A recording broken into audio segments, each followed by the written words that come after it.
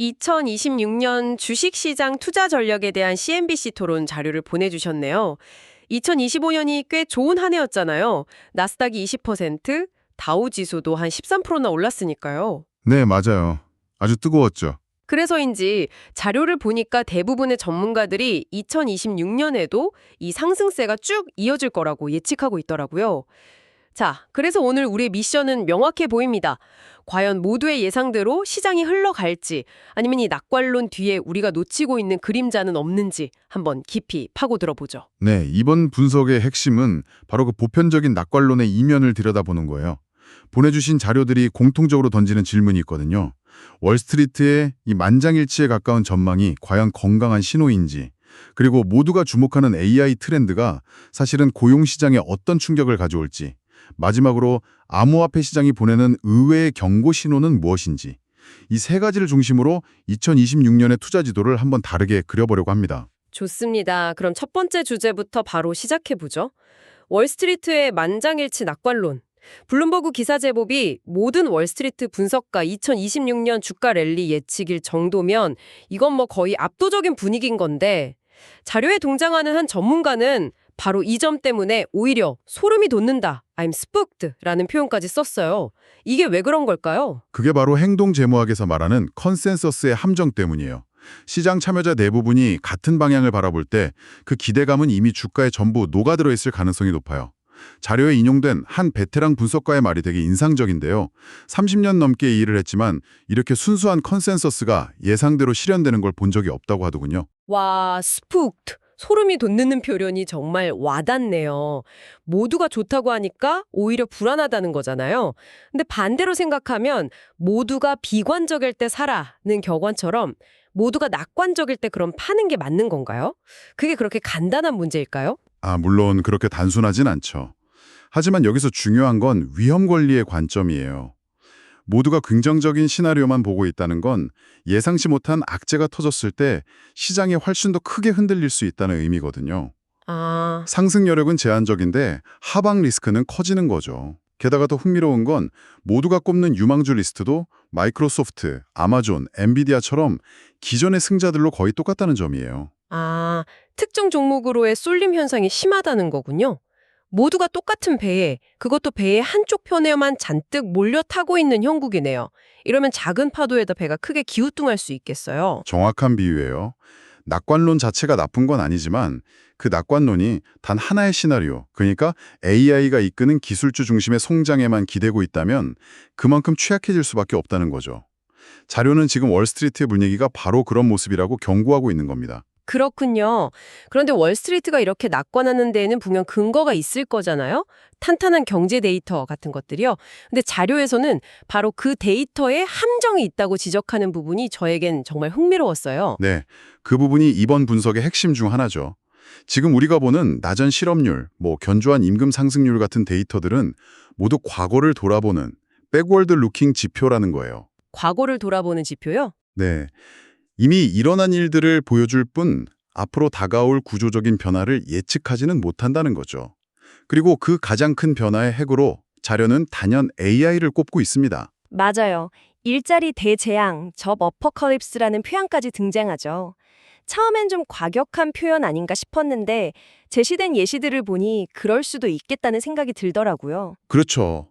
예를 들어 웨이모 같은 자율주행 기술이 본격화되면 미국 내에서만 500만에서 600만 개에 달하는 운전 관련 일자리가 사라질 수 있다는 예측이 나와요. 500만 개요? 와, 이건 단일 직업군으로는 정말 어마어마한 숫자네요. 네.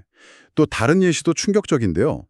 필리핀이나 인도네시아 같은 국가의 콜센터 산업은 일자리의 80%가 AI로 대체될 수 있다는 전망도 있어요. 잠깐만요. 80%라니?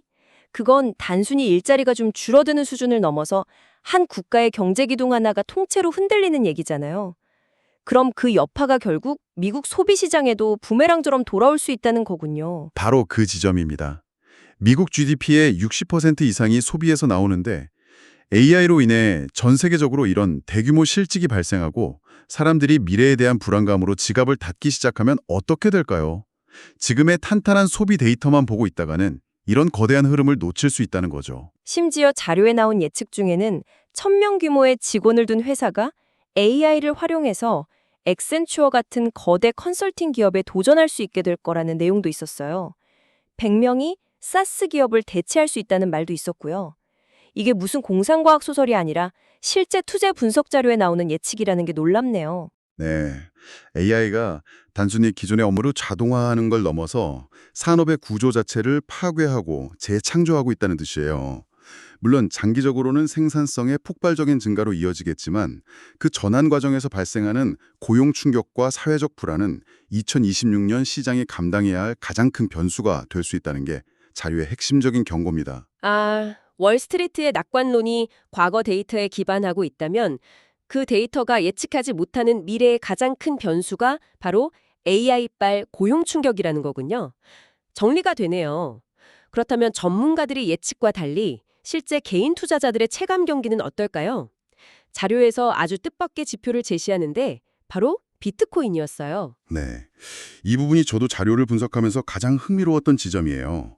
보통 기관 투자자들의 불안 심리를 보여주는 지표로 VIX 지수를 얘기하잖아요. 네, 공포지수라고 부르는 거요. 그렇죠.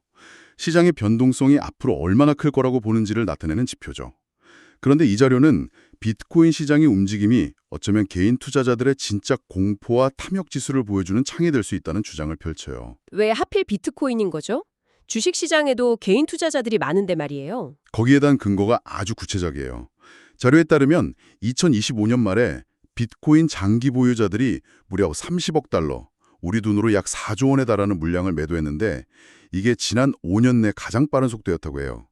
여기서 핵심은 그냥 투자자가 아니라 장기 보유자라는 점이에요. 그러니까 단기 차익을 노리는 트레이더가 아니라 비트코인의 미래 가치를 믿고 오랫동안 보유해온 사람들이 팔기 시작했다는 거군요. 맞아요. 자료의 분석가는 이들을 단순 투기꾼으로 보지 않아요. 이들은 비트코인의 미래를 믿는 소위 진성 보유자들이죠. 그런 이들이 미국 국세청 IRS가 자본이득 추적을 강화해서 세금 부담이 커지는 상황까지 감수하며 매도에 나선다는 건 장기적인 투자 신념보다 당장의 현금 필요성이 더 절박하다는 뜻으로 해석할 수밖에 없다는 거예요. 생활비를 마련하기 위해 어쩔 수 없이 파는 사람들이 늘고 있다는 강력한 신호일 수 있다는 거네요.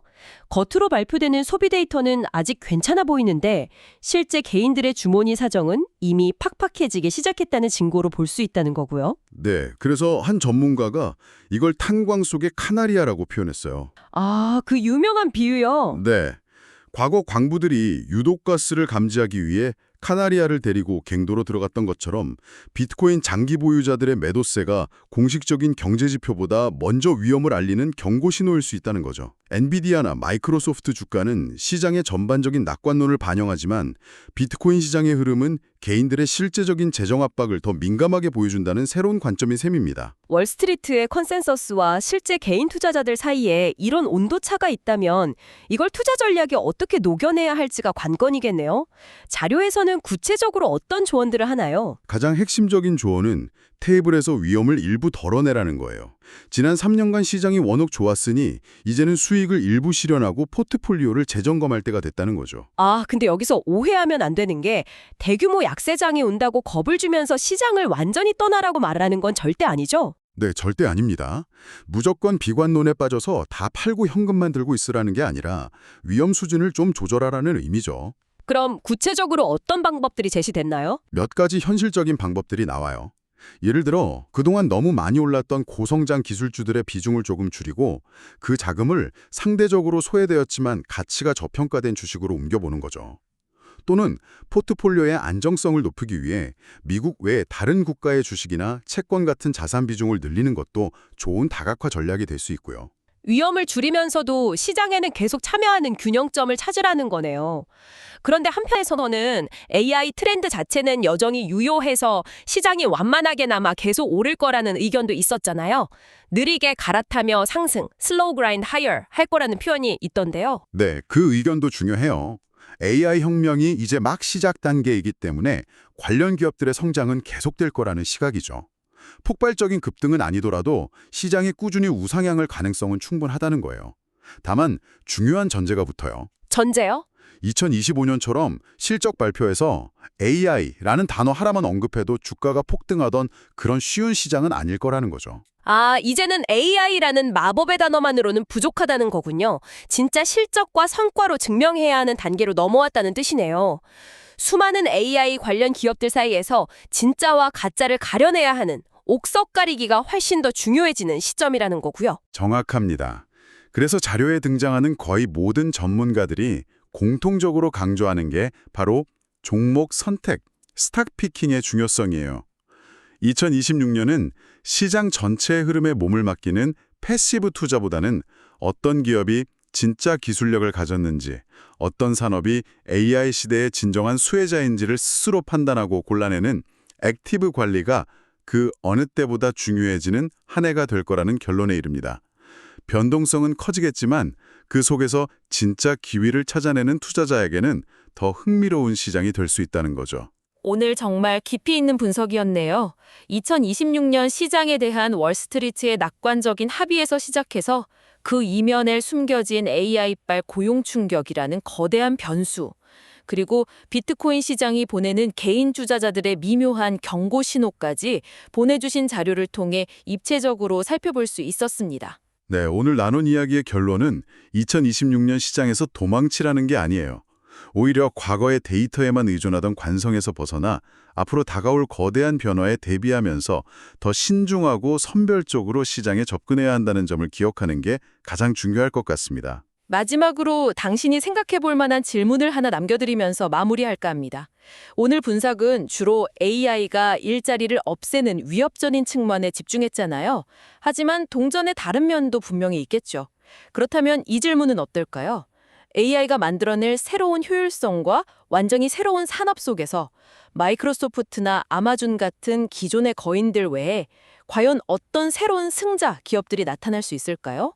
바로 이 거대한 변화의 파도 위에서 다음 시대의 성장 스토리는 과연 어디에서 탄생하게 될까요?